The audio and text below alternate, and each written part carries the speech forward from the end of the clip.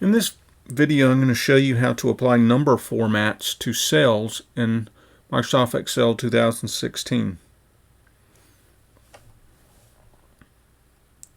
And so we need to get a file named Contoso Revenue. That's the one I'm going to be using. If you don't have it, you can just follow along, but if you're in my class, you can follow along with me. So we're going to open that up. It looks like this.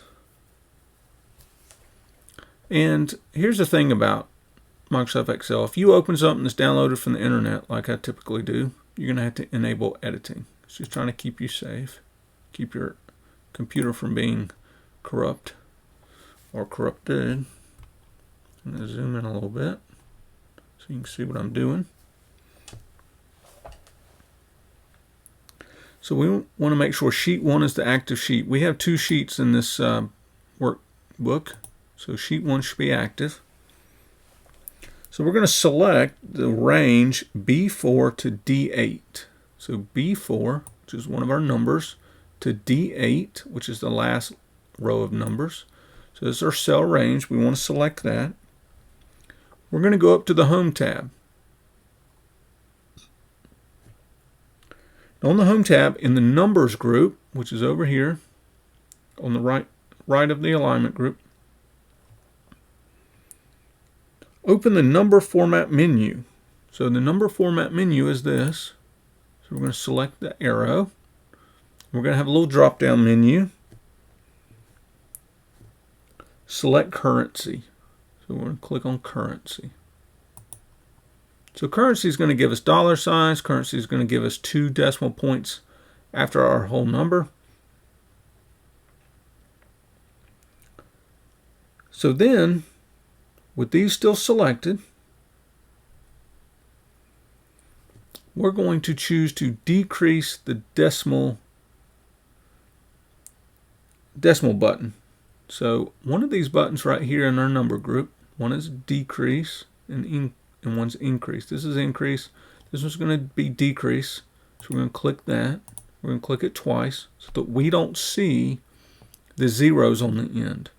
None of our numbers in this spreadsheet have anything after the decimal point. So we don't have 50 cents or 75 cents on anything. We just have whole dollars. So we don't need to see the decimal points.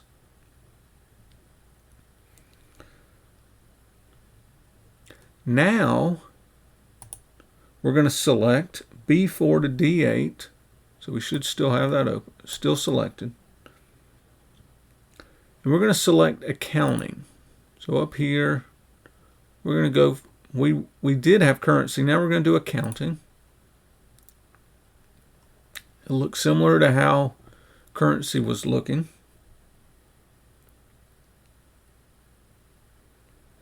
And now we're going to decrease the decimal point again.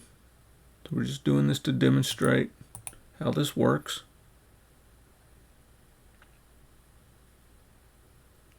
So now we're displaying these numbers as whole dollars again. So let's click in a blank cell.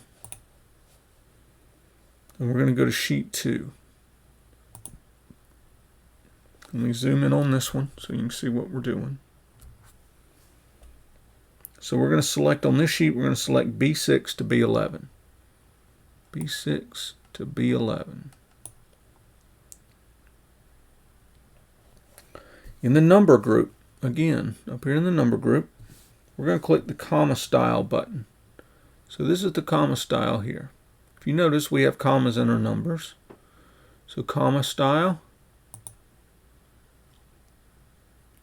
So notice that the numbers are formatted with a thousands separator and 2 decimal places, but no dollar sign.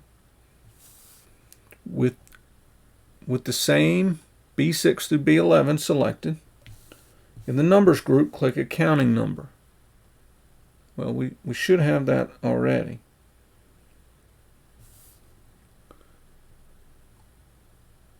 Okay, so click the accounting formatting button here, the dollar sign. Okay, so click that. It's going to change a little bit.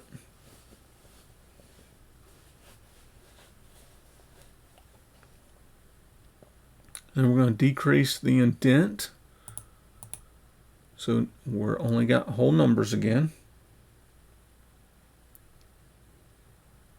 So we want to be consistent with what we have on sheet 1. Consistency, design consistency is important. So when we go from one sheet to another sheet, our eyes don't have to adjust. We're not try to reprocess what is on the page. Try to keep it as similar as you can. That's good design principles. So select C6 through C11. So these are dates, and we're going to change our date format. In our number format button, we're going to find short date. Let's see if it changes. You can see the example here. So it changes to a shortened date format. It doesn't spell out. If we undo, this one's what we had before spelled out the month and then told us the date and the year. We change this to short date, and it's going to compress it to just numbers. And now we're going to manually change the width of the column by grabbing the separator up at the top.